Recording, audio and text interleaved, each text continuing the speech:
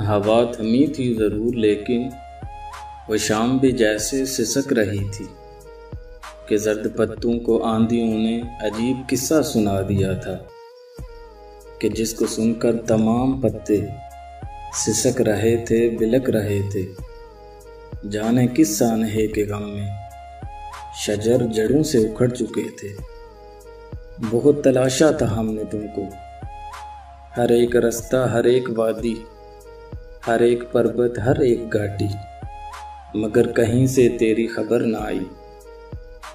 तो ये कहकर हमने दिल को टाला, हवा थमेगी तो देख लेंगे, हम उसके रास्तों को ढूंढ लेंगे। मगर हमारी ये खुश ख्याली जो हमको बर्बाद कर गई थी, हवा थमी थी ज़रूर लेकिन बड़ी ही मुद्दत गुजर चुकी थी। हमारे बालों के जंगलों में सफ़ेद चांदी उतर चुकी थी। फलक पे तारे नहीं रहे थे, गुलाब प्यारे नहीं रहे थे। वो जिनसे बसती थी दिल की बस्ती, वो यार सारे नहीं रहे थे।